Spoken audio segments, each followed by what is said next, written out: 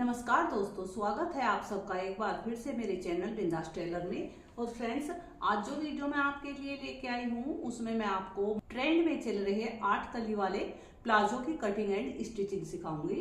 तो इसको सीखने के लिए वीडियो को फुल वॉच करें और अगर आप फर्स्ट बार मेरे चैनल पर विजिट कर रहे हैं तो प्लीज चैनल को सब्सक्राइब करके बेल आइकन को प्रेस कर ले, जिससे कि सिलाई से रिलेटेड वीडियो जब भी मैं अपलोड करूं तो उसका नोटिफिकेशन आप तक सबसे पहले पहुंचे और आप मेरी वीडियो देख पाए। तो 8 कली वाले प्लाजो की कटिंग करने के लिए मैंने यहाँ पर 2.25 मीटर रेयोन का फैब्रिक लिया है।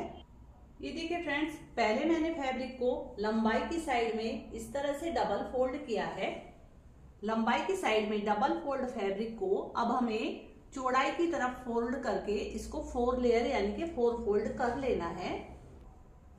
ये देखिए फ्रेंड्स, अपने फैब्रिक को मैंने 4 फोल्ड कर लिया है और 4 फोल्ड फैब्रिक की ओपन साइड इस तरफ है एंड फोल्डेड साइड मेरी तरफ है।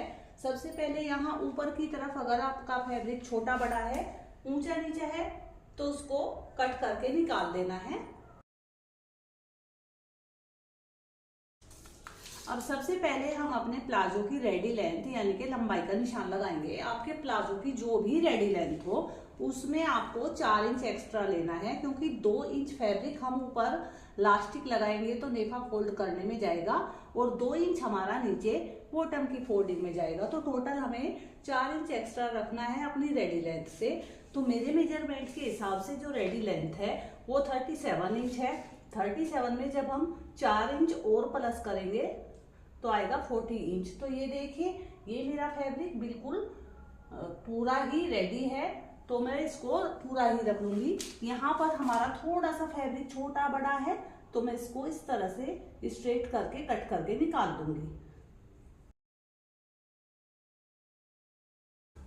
तो लंबाई के लिए फैब्रिक लेने के बाद अब हम अपनी कलियों की चौड़ाई को निकालेंगे कि किस तरह हमें अपनी कलियों की चौड़ाई निकालनी है। तो इसके लिए जो भी आपका तैयार हिप का साइज है उसको आपने 8 से डिवाइड करना है। जैसे कि मेरे मेजरमेंट में हिप का जो साइज है वो 40 इंच है। 40 को जब हम 8 से डिवाइड करेंगे, आप कैलकुलेटर का यूज कर सकते हैं, तो आएगा 5 इंच।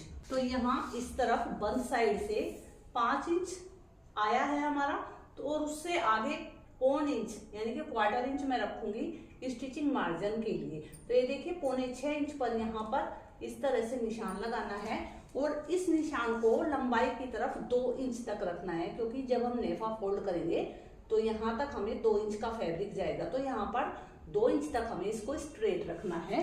अब यहाँ पे नीचे की तरफ भी हम 6.25 इंच पर मार्किंग करेंगे अपनी कली के लिए और यहाँ भी 2 इंच तक हम इसको स्ट्रेट करेंगे।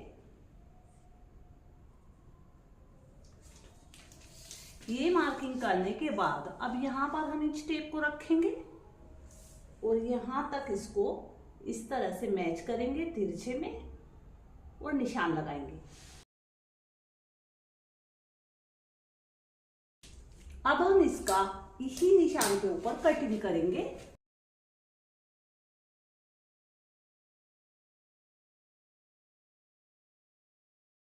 ये देखिए फ्रेंड्स, ये हमारी कली की कटिंग हो गई है। अब यहाँ इस तरफ हमारा फोल्डेड साइड है तो हम इसकी भी कटिंग कर देंगे। अब यहाँ नीचे भी हमारा फोल्डेड पार्ट है, उसको भी कट कर लेंगे। ये देखिए फ्रेंड्स, हमारी 4 कली यहाँ से हो गई हैं और 4 कली हमारी ये सामने की तरफ से है। अब यहाँ ऊपर भी हमारा थोड़ा फोल्डेड पार्ट है तो इसको कट कर लेंगे।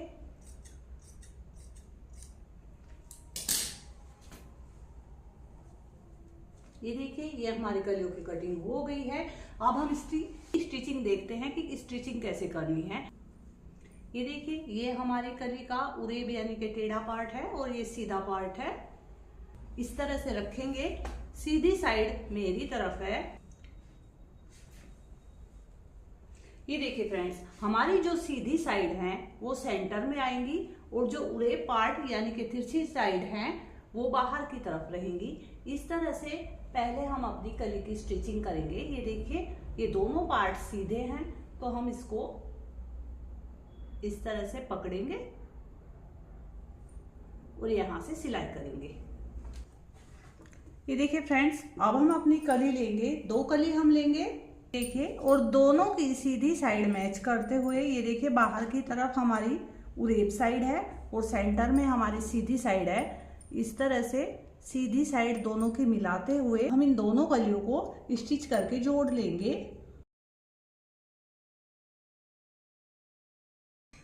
ये देखिए फ्रेंड्स, अपनी 2 कलियों को मैंने जोड़ लिया है। अब हम फिर से 2 कली लेंगे और दोनों की सीधी साइड फिर से इसी तरह से मैच करते हुए हम सिलाई लगाकर इनको भी जोड़ लेंगे।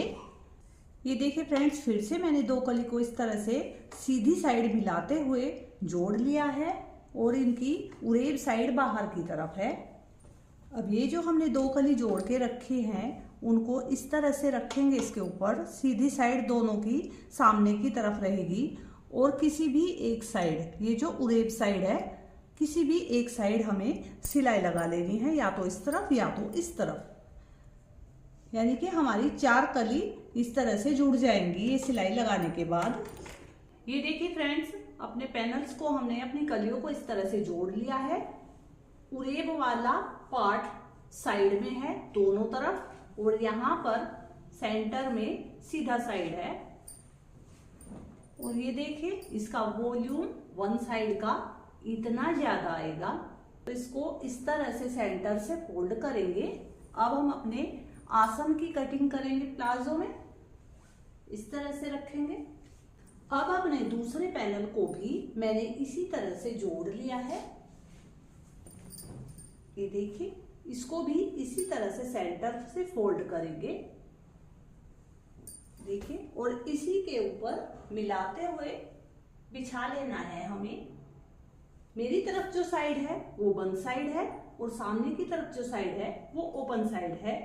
दोनों की ओपन साइड एक तरफ होनी चाहिए, ये आपने ध्यान रखना है।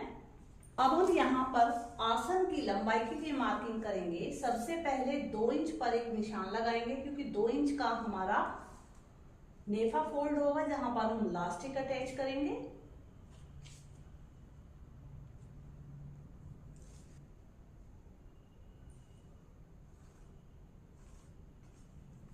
ये देखिए फ्रेंड्स, ये मार्किंग हमने 2 इंच पर कर ली है नेफे की फोल्डिंग के लिए। अब क्रोच की लंबाई का निशान लगाएंगे। क्रोच की लंबाई निकालने के लिए जो भी आपका फुल हिप साइज है उसे आपको 1/4 करना है। जैसे कि मेरे मेजरमेंट में हिप का जो साइज है वो 40 इंच है। 40 का जब मैं 1/4 करूंगी तो 10 इंच आएगा और उसमें हमें 2.5 इंच ऐड करना है, तो 12.5 इंच आ जाएगा। तो यहाँ पे रखते हुए इंच टेप को इस तरह से 12.5 इंच पर मार्किंग करनी है क्रोच यानी कि आसन की लंबाई के लिए। अब यहां से हमारी चौड़ाई कितनी हो, जो भी आपका फुल हिप साइज है, जैसे कि सेम मेरे मेजरमेंट में हिप साइज 40 है। 40 का जब हम 1/4 करेंगे तो 10 यानी कि 10 इंच आएगा और 10 में हमें 4 इंच और ऐड करना है, यानी कि 14 इंच तक हमारा क्रोच की चौड़ाई आनी चाहिए। तो यहाँ ये देखिए 10 इंच में जब हम 4 इंच प्लस करेंगे तो 14 इंच हमारा यहाँ तक आ जाएगा इस तरह से। अब इस लाइन पे अंदर की तरफ 2.5 इंच पर मार्किंग करेंगे इस तरह से, और इस वाले निशान को यहां तक मिलाएंगे कॉर्नर तक।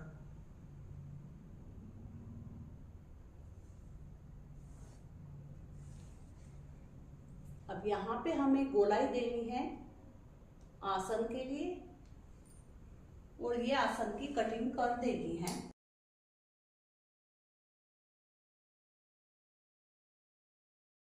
देखिए फ्रेंड्स, ये हमारे पैनल्स में आसन की कटिंग हो गई है। अब यहाँ नीचे की तरफ आप देख सकते हो ये ए शेप में आया है हमारा प्लाजो, तो इसको इस तरह से फोल्ड करना है।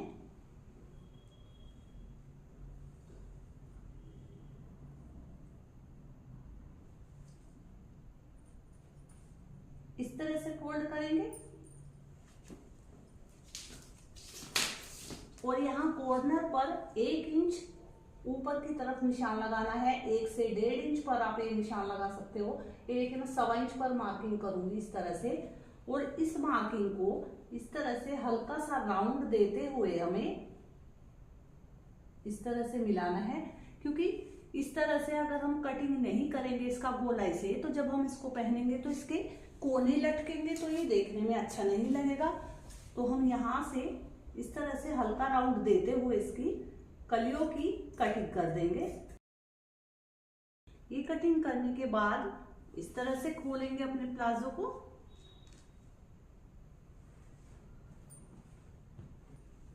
इस तरह से रखेंगे एक पैनल्स को और दूसरे पैनल्स को इसके ऊपर इस तरह से रखेंगे और दोनों साइड के आसन हम इसके जोड़ लेंगे। ये देखिए दोनों साइड आसन पर हमें डबल स्टिच करके अटैच कर देना है।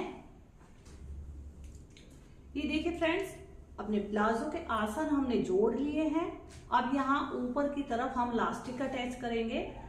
लास्टिक अटैच करने से पहले ये देखिए इस तरह से आधा इंच का मार्जिन लेते हुए पूरे राउंड में हमें सिलाई लगा लेनी है।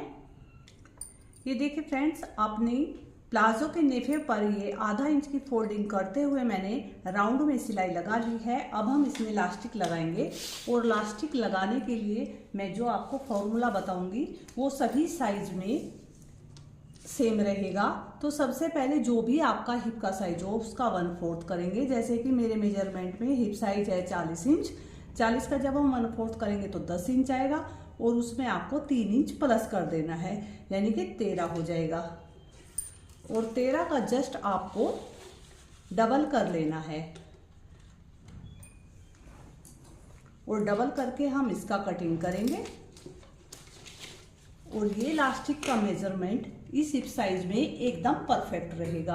अब हम लास्टिक को इस तरह से रखेंगे और इसको जोड़ लेंगे।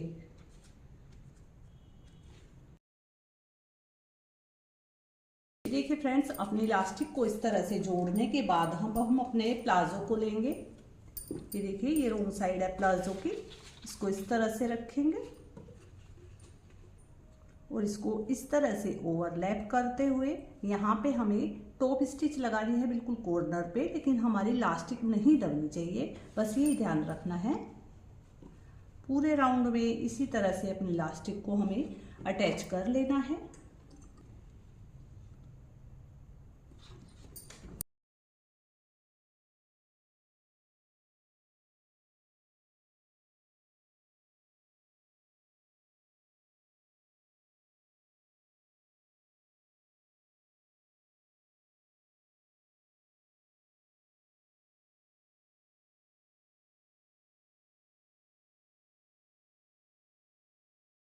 ये देखिए फ्रेंड्स, अपने प्लाजो के पूरे राउंड में हमने लास्टिक पर इस तरह से स्टिच लगा लिया है।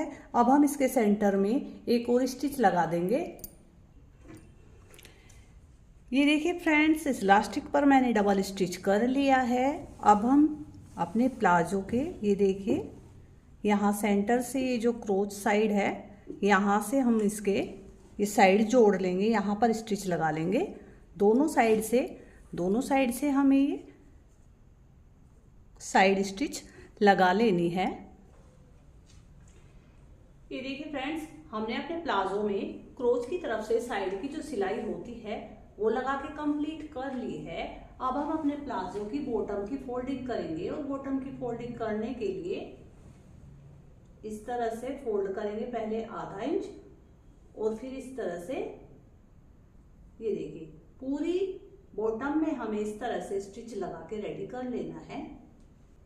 ये देखिए फ्रेंड्स, अपने प्लाजो की बॉटम की फोल्डिंग मैंने कर दी है और बॉटम फोल्डिंग होने के बाद ये है हमारे प्लाजो का फाइनल लुक।